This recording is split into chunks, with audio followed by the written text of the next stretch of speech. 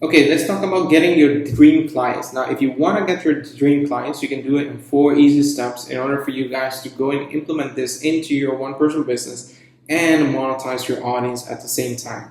Now, for you to do it, it doesn't take too long. It only takes you like 1 or 2 hours. And if you are non-tech savvy, probably a day or two.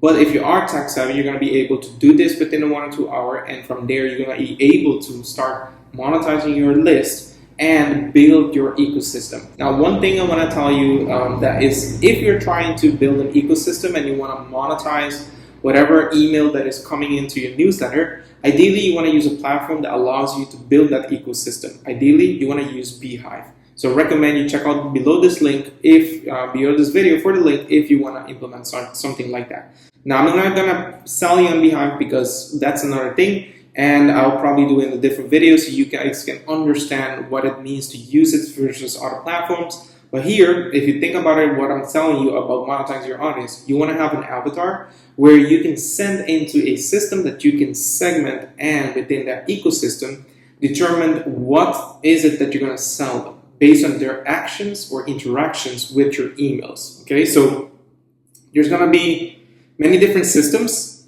at the same time, many different triggers, and at the same time, many different automations. Okay, so within that whole ecosystem, you want to make sure that you have a couple of things covered.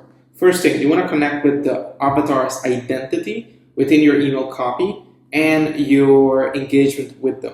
Identity meaning that if you want people that engages with you and you want people that interact with you, ideally, logically, you want to be able to go back and forth in communication. So your email sequence is supposed to have some type of reply mechanism and or a survey and or a poll process in there or in the email.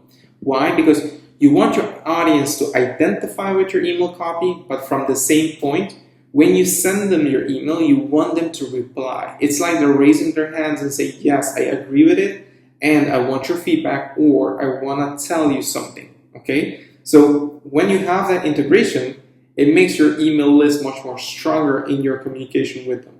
Second, the state of the problem of the avatar has to be within your framework, meaning not everyone struggles with the same problem. And even if they're struggling with the same problem, not everyone has the same perspective of why they're struggling with it or why they themselves don't feel capable of solving it. So ideally, what you want to do is be able to, within your ecosystem that you engage with them by replying, by survey, by engagement, etc., that if they choose something or they click a link within your email, the system is able to identify what it is and send them a reply response. For example, let's say within your email, which is identity, that you talk to them about, hey, if you're struggling with email open rates, for example, and they said yes, and they reply to you, yes, I'm struggling with that, or they have clicked a survey or a poll and identify, yes, they're struggling with that, the system itself triggers an automations and gives them a tag, and from there, they are able to be sent something related to that email, open rate, right, as a content, or as an email, or as an explanation. So then you start seeing that not only you are going back and forth with the email list, but from there people see that you are also able or you're competent at solving their problem. And with your perspective, naturally, it's going to make it more personal, all right? So people seek at least proximity to you. Third, it will be to showcase your transformation. So if someone is able to solve their email, in this case, open rate, what is it potentially that they're trying to achieve? Is it trying to sell their offer? Is it trying to get exposure? Is it they're trying to get more feedback from the audience? Is they're trying to build a stronger bond with them when it comes to relationship, etc.? So you have to try to understand from the beginning already what's the core purpose they want to do it for or trying to achieve, and then relate this back to the email list, okay? And then on a fourth promise is that within the 7-day experience, you want to try to see if you can increase it as much as possible. Because people, when they sign up for something within the first hour or two, they're most likely to go check their inbox, either to confirm the email or get the lead magnet or see the first email they got, etc., etc. because normally they're opting in for something, okay? They're at least expecting it, but throughout the days, they start forgetting about you. So for you to start building a bond with them throughout the 7 days, it has to be a high touch point email system, at least a 7-day walkthrough where they get the full experience. And within that experience, they will feel like, hey, this person is legitimately someone I want to interact with.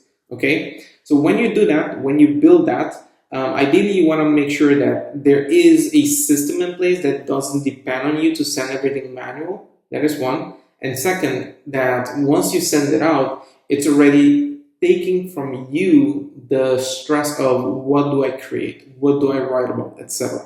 And this is the engine that I talk about, that I use as Beehive, because Beehive offers a lot of different features of where you can incorporate. And when you incorporate all those features, I'm talking about survey polls, referrals, I'm talking about website, I'm talking about podcasts, products, etc., like digital products. When you put all them together, it becomes an ecosystem, meaning that the client doesn't go out to, or the list or the email person doesn't go out to a different platform, but stays within the Beehive ecosystem. And due to the fact that it stays in there, your chances of monetizing that list will be higher. Why? Because the person can see that indeed everything is at a, I would say, interaction away. Okay, meaning if they do a poll, they get a reply. If they send out the email, they get a notification. If they fill out a form, immediately they get sent like a gift for doing so. So it triggers everything immediately. If you were to use a different platform, you probably would have to incorporate Zapier or a Make or something like that. And then you add yourself a lot of more friction, and that's for yourself, but you also give them a lot of more bottlenecks, because if it doesn't work, they don't get it. If they don't get it, you don't get any monetization, and it becomes a mess, right? So to keep it simple, to keep it more efficient, and to keep your ecosystem in one place, I would recommend you to use Beehive, either the Scale or the Max plan. Now, within my own example, I share with you here a glimpse of what I use as a landing page. And basically, this landing page doesn't change much, to be honest with you. Maybe a couple of tweaks of the copy and sometimes the image, just to refresh the image.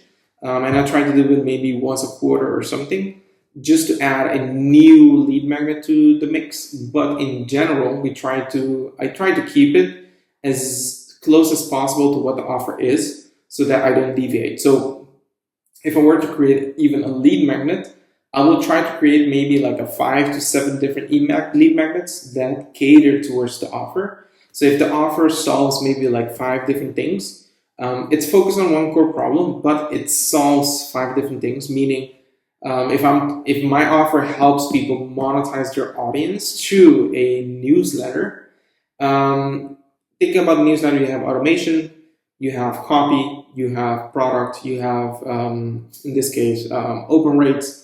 And you have also like surveys, etc. So I try to do a lead magnet on all those things, so that anyone that is struggling with one of those things, I can provide them this. But I only provide them at the beginning. If I do a content like this right now, this content probably you'll see on YouTube or LinkedIn, etc. So probably if you see this content below, you'll be able to get a lead magnet as well that goes to the most relevant topic that the video talks about, right? So from there, if you think about it, I'm putting something that's congruent. So when you create your content as well, and you identify the person, you have a product in place, you want to communicate with them a certain way for them to engage with you, etc. Ideally, you want to put a lead magnet that goes and ties in with that topic as well, right? And with that, it gives you an idea of what to do. In this case, in this particular video, and I'm showing you guys the content, I'm talking about, not only building the system, but also I'm talking about how do you get the client. So with the get the client, it's about, okay, you talk to them a certain way, you help them get engaged, you present the content that identifies with them, and in this way, you also set up the system. What is the system actually? Well, it consists of the domain, first of all, something that people recognize that it's you, either your own name.com, or you can use something that represents your brand. Okay, I use both of them. So mine is ronaldcruz.com or digitalnomadcreator.beehive. So it's one of those two. People normally associate with both of them. And if you go to my profile, you also see those both domains. So Whenever I send something out or create something, it's always showing up with those two, and people know that. Second, when I do that, meaning send people to a lead magnet, I normally tag them. The reason I tag them is because I want to understand in what phase they are. Here you can basically see I tag them with free, premium, workshop, pro, inner circle, or inactive. So free, someone is a free newsletter subscriber, someone is either a premium workshop or workshop customer, or pro or circle client, and or inactive person. So if someone subscribed to my newsletter, they don't open the emails, they don't click the emails, etc., they are considered an inactive person. So I segment them separately and start sending them different emails, right? Now, what I say about different email, I'm referring to as if normally I am sending inside emails, which explains principles, many different strategies or my systems, etc. In these emails that goes out for inactive, I'm sharing more of lead magnets, tips and tricks, all those things.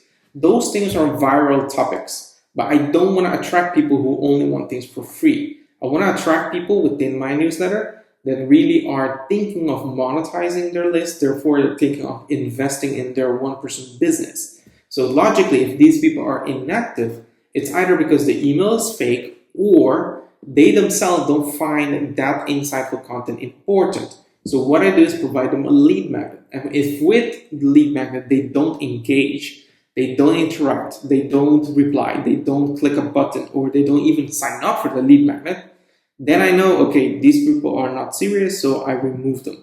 So within the automation of the inactive segmentation, if they don't interact within a certain amount of period, they also get to be removed automatically. All right, so it's like I'm trying all the potential possibilities, but if they don't, engage, well, we don't need you. Why do I do that? Now, you may find it too strict, you may find it too dumb, whatever, but I do that because I want to keep my email list as high engaged as possible, meaning the open rates and the click-through rate as high as possible, and I want to keep it clean. Because imagine you have 1,000 email list, but only 10 people, 20 people open your email. That means when you send out the email, Google is, these systems are smart, so they're going to see the high non-open rate of your email, and due to that, they're going to flag your email. They're just going to throw into spam. So for me to keep my email list clean and highly engaged, at least over 60%, I need to be able to just keep the list as small as possible and high engaged as possible, right? So that's basically how I do it. And with this, again, guys, you build out a system, like an ecosystem, that is not also incorporated within the same platform, but also you're able to focus a lot on the quality, which is what I stress a lot on. So a lot of people focus on volume. Yeah, they have a big email list, like 2, 3, 4, 5, some people even over 100,000. But at least 80% or 70% of the email list does not open or go into the inbox. It goes to spam. Why? Because they have a bunch of emails that they don't care about those people, and they just send offer after offer after offer. And it doesn't make sense. All right, so this is my system. This is how I get my basically clients and or customers. If you guys are interested in learning more, as I said, you have the list of links below, and you can check them out, and you can go and visit the pages and have a look at them. Other than that, if you sign up, you also get a chance to get some type of lead magnets or gifts. And if you want to refer someone to me, you're all able to do so as well, and you're able to collect some of the gifts I give away as referral. Other than that, I see you on the next video. Thank you very much for watching, and I hope you enjoyed it. Take care.